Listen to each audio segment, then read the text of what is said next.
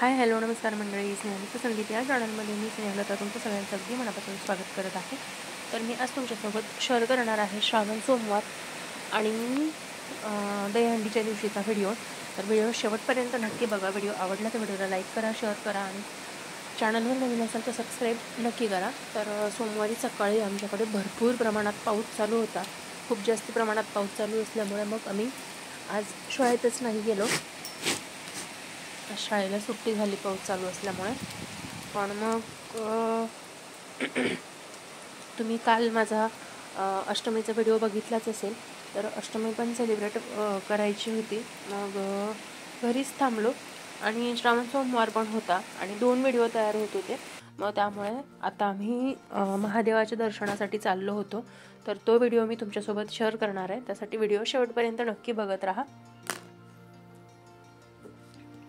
तर संध्याकाळी शिवमचे बाबा, मी आणि शिवम आम्ही महादेवाच्या दर्शनासाठी चाललो होतो. जवळच एक मंदिर आहे, तिथे दर्शनासाठी जाणार होतो.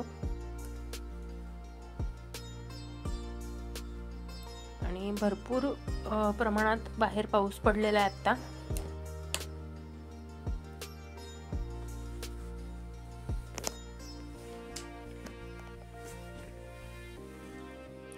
भरपूर प्रमाणात गर्दी सुद्धा होती.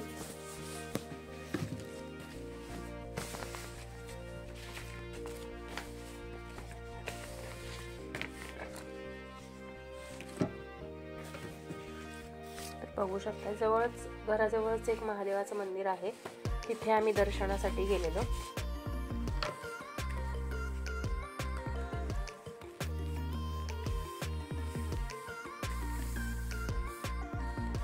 महादेवाचं माझ्या आयुष्यात एक विशेष असं स्थान आहे. कारण मला असं वाटतंय की माझ्या आयुष्यात जर मी सगळ्यात जास्त पूजा, आराधना, सेवा जर कोणत्या देवाची केली असेल तर ते महादेव आहेत. कारण जसं मला समजायला लागलं की उपवास काय असतात, पूजा काय असते. त्यानंतर लाईफ ओकेवरती एक सिरियल यायची, देव के देव महादेव म्हणून. तिथपासून माझ्या पूजेचा वगैरे प्रवास सुरू झाला असं तुम्ही म्हणू शकता. कारण तिथून पुढेच मी खूप जास्त महादेवाची सेवा वगैरे करायला लागली. म्हणजे आधी तर असं होतं की पूर्ण श्रावण माझा उपवास असायचा.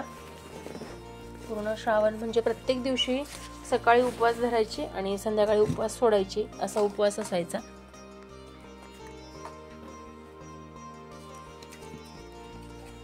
तर शिवमने मी पूजा करून घेतली आणि आम्ही शिवरात्रीला वगैरे पण तिथेच जात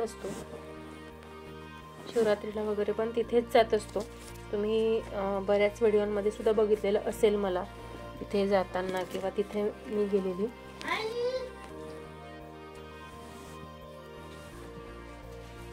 तर शिवमनी आणि मी आधी पूजा करून घेतली.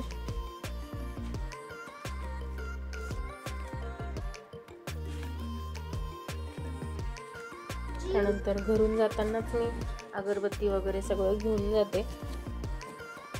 कारण घरी पूजेसाठी वगैरे फुलं आणलेली असतात आणि परत ते डबल नाही घ्यायचे म्हणून. तर जसं की मी तुम्हाला सांगू देते की महादेवाचं माझ्या आयुष्यातलं स्थान फार वेगळं आहे. म्हणूनच मी शिवमचं नाव हे महादेवाच्या नावावरनं ठेवलेलं होतं. पहिलेच माझं ठरलं होतं की जर मुलगा झाला तर त्याचं नाव सोहम, शिवम, रुद्र, 1-2-3 नावं होती माझ्याकडे डायरीमध्ये, अजून सुद्धा लिहिलेली असतील ती नावं. तर त्यापैकी एक काहीतरी नाव मला माझ्या मुलाचं ठेवायचं असं माझं आधीच ठरलेलं होतं.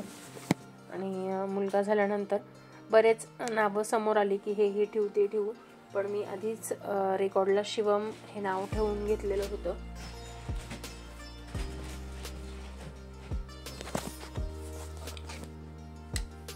तर बघू शकता, हे खूप सुंदर असं मंदिर आहे.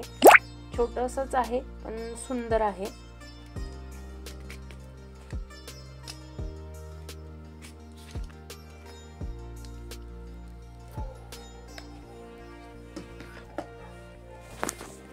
आणि इथे आम्ही खूप उशिरा गेलो होतो, त्यामुळे थोडीशी गर्दी कमी आहे, पण बऱ्याच प्रमाणात इथे गर्दी सुद्धा असते बरं का.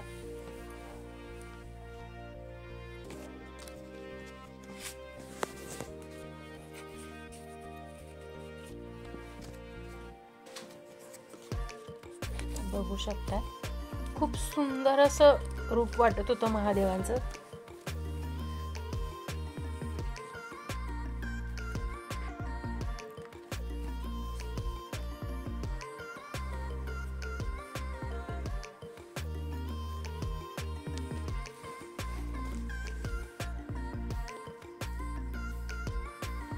तिथून दर्शन घेतलं आणि त्यानंतर मग आम्ही भाजीपाला वगैरे घेतला आणि घरी आलो. त्यानंतर मग मला जसं की मी तुम्हाला म्हटलं कृष्ण जन्माष्टमीची पण तयारी वगैरे करायची होती.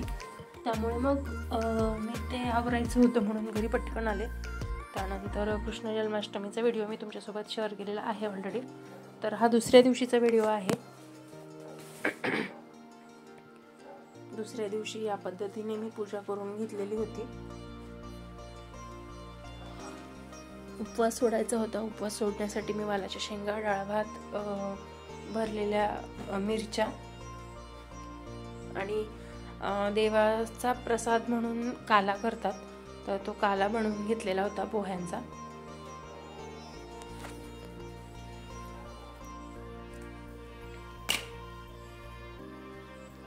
काल्यामध्ये मी पोहे, लोणचं, ॲपल, केळी, हरभऱ्याची भिजलेली डाळ असं टाकून घेतलेलं होतं. तर काला मी बाहेर गेलेलो होतो महादेवाचं दर्शन घेण्यासाठी. त्यावेळेस मग मी भाजीपाला घेऊन आले. तर इथे बघू शकता तुम्ही, मी गवार स्वच्छ करून घेतलेली आहे. त्यानंतर मिरचीसुद्धा इथे स्वच्छ करून घेतली आहे. वालाच्या शेंगा खरं तर मी सकाळी केल्या आणि थोड्याशा राहिल्या होत्या, त्या स्वच्छ करून घेतल्या. यामध्ये सगळा कचरा भरून घेतला आहे. आता मका शिवमला मी आत्ताच सोलून दिला आहे. अजून मला घरातला कचरा वगैरे काढायचा आहे. भाजलेला मका. तर चला, तर मग मी आता कामावरून घेते. पसारा पण खूप पडला आहे, म्हणजे खूप काही नाही आहे खरं तर.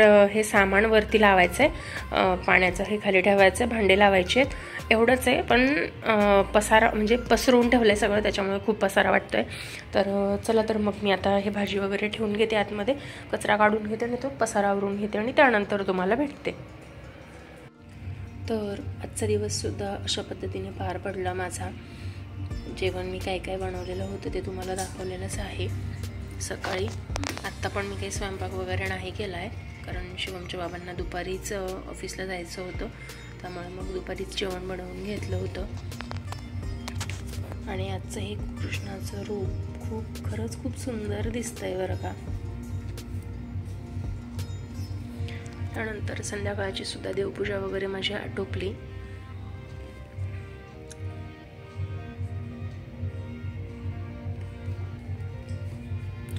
कितीही बघितलं ना स्वामी, ते असतं ना की काहीतरी अपूर्ण आहे नामस्मरणामध्ये. मी काहीतरी अपूर्ण आहे. कितीही नाव घेतलं तरी असं वाटतं की अजून नामस्मरण करायला हवं का, अजून नामस्मरण करायला हवं का. तसंच तुमचं हे रूप म्हणजे असं होतं ना की डोळे लावून बसले तरी जसे की तसे तुम्ही डोळ्यासमोर दिसतात असं वाटतं. खरं तर जेव्हापासून स्वामी माझ्या आयुष्यात आलेत तेव्हापासून फार बदल झालेले आहेत, खूप जास्ती. आधीची मी आणि आत्ताची मी या दोन गोष्टींमध्ये खूप जास्ती फरक आहे. त्यामुळेच माझ्या देवाऱ्याच्या केंद्रस्थानी स्वामी आहेत असं मला वाटतं. आणि हा फोटो हा अक्कलकोटवरून मला मिळालेला, म्हणजे माझ्या मैत्रिणीने मला आणलेला. आणि हा दिंडोरी प्रणीत मी स्वतः विकत घेतलेला.